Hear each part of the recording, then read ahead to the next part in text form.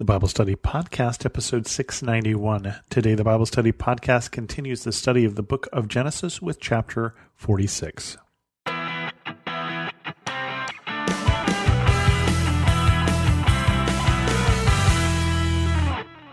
Welcome to the Bible Study Podcast. I'm your host, Chris Christensen. We're in the denouement for the book of Genesis. It is winding down. We've already had the sort of big dramatic moment where Joseph reveals himself to his brothers, and now they have sent for Jacob, their father.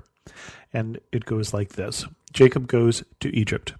So Israel set out with all that was his, and when he reached Beersheba, he offered sacrifices to the God of his father Isaac. And God spoke to Israel in a vision at night and said, "Jacob, Jacob." "Here I am," he replied. "I am God, the God of your father," he said. "Do not be afraid to go down to Egypt, for I will make you into a great nation there. I will go down to Egypt with you, and I will surely bring you back again, and Joseph's own hand will close your eyes." Then Jacob left Beersheba, and Israel's sons took their father Jacob and their children and their wives in the carts that Pharaoh had sent to transport him. So Jacob and all his offspring went to Egypt, taking with them their livestock and the possessions they had acquired in Canaan. Jacob brought with him to Egypt his sons and grandsons and his daughters and granddaughters, all his offspring. These are the names of the sons of Israel, Jacob and his descendants, who went to Egypt. Reuben, the firstborn of Jacob, the sons of Reuben, Hanok, Palu, Hezron, and Carmi, the sons of Simeon, Jemuel, Jamin, Ohad, Jachan, Zohar, and Shaul, the son of a Canaanite woman. The sons of Levi, Gershon, Kohath, and Merari. The sons of Judah, Onan, Shelah, Perez, and Zerah. But and Onan had died in the land of Canaan. The sons of Perez, Hezron, and Hamul. The sons of Issachar, Tola, Puah, Jeshub, and Shimron. The sons of Zebulun, Shered, Elon, and Jaleel. These are the sons of Leah born to Jacob in Padan Aram, besides his daughter Dinah. These sons and daughters of his were 33 in all. The sons of Gad, Zephron, Haggai, Shuni, Esbon, Iri, Arandi, and Areli. The sons of Asher, Imnah, Ishva, Ishvi, and Beriah. Their sister was Sarah. The sons of Beriah, Heber, and Malkiel. These were the children born to Jacob by Zilpah, whom Laban had given to his daughter Leah, 16 in all. The sons of Jacob's wife Rachel, Joseph and Benjamin. In Egypt, Manasseh and Ephraim were born to Joseph by Asenath, daughter of Potipharah, priest of On.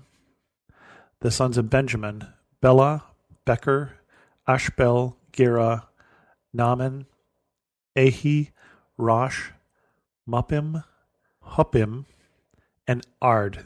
These were the sons of Rachel who were born to Jacob, 14 in all.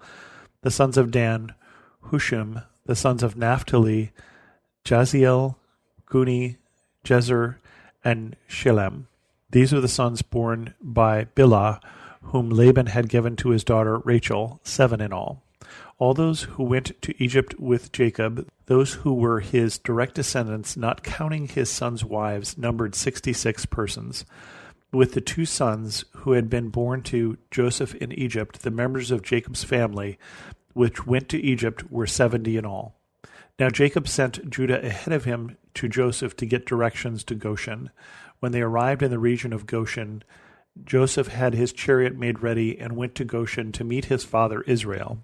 As soon as Joseph appeared before him, he threw his arms around his father and wept for a long time. Israel said to Joseph, "Now I am ready to die, since I have seen for myself that you are still alive."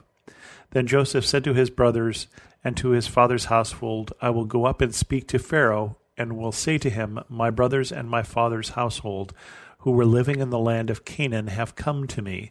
The men are shepherds, they tend livestock, and they have brought along their flocks and herds and everything they own.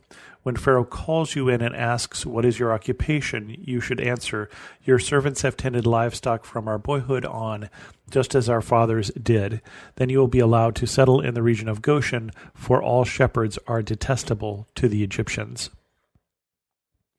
And so we get, at this point, this small band of people, the 70 in all, who are coming to Egypt. Now, obviously, they won't leave Egypt for hundreds of years, and when they leave, they will leave in more than 100,000 people.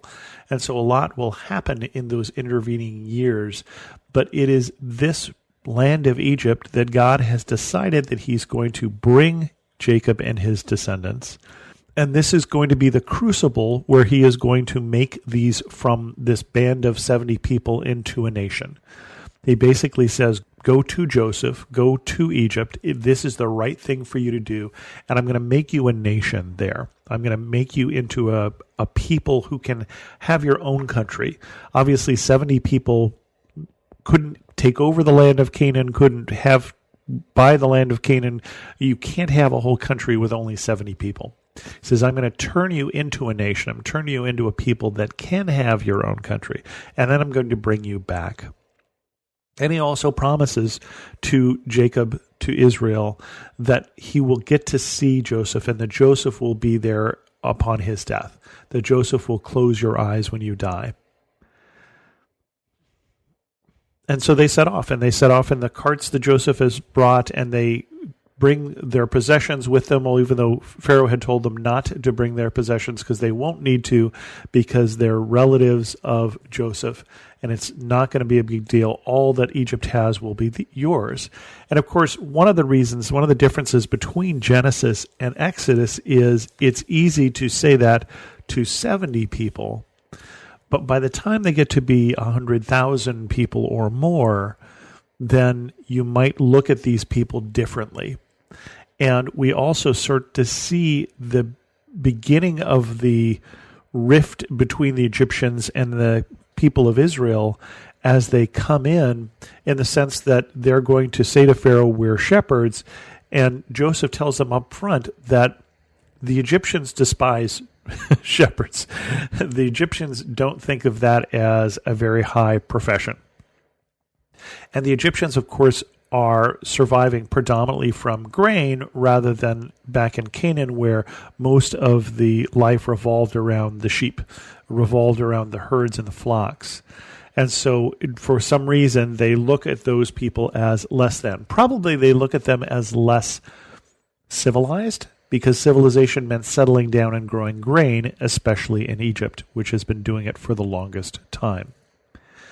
And so we're preparing here as we start to wrapping up this story. We have 4 more chapters left as we're leaving these people in Egypt and preparing for that long gap between this book and the book of Exodus. Although we're not going to go there. Since I have some extra time today, let me just tell you where we're going from here. After we finish Genesis, we're going to do one episode on Revelation, on the last chapter in the Bible, because apparently when I did a study on Revelation earlier, I left that out, and I don't know why, but I've had some emails from people saying, hey, have you done this chapter? And apparently I haven't. So we're going to do that, and then we're going to go into a study in the New Testament on the book of Corinthians, on the 1st and 2nd Corinthians. And so sometime in the new year, when we get into January, we'll be starting a study on 1st and 2nd Corinthians, which oddly enough, we have not studied before in the years that we have been doing the Bible Study Podcast. So with that, we're going to end this episode of the Bible Study Podcast. If you have any questions, send an email to host@thebiblestudypodcast.com, or better yet, leave your comment on this episode at thebiblestudypodcast.com. And thanks so much for listening.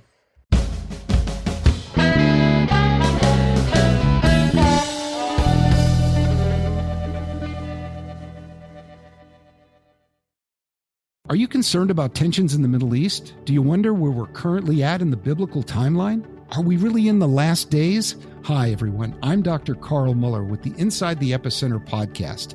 Every week, my co-host, best-selling author Joel Rosenberg, and I answer those questions and more. You'll hear inside knowledge of our meetings with leaders at the highest levels of government in the U.S., Israel, and the Middle East.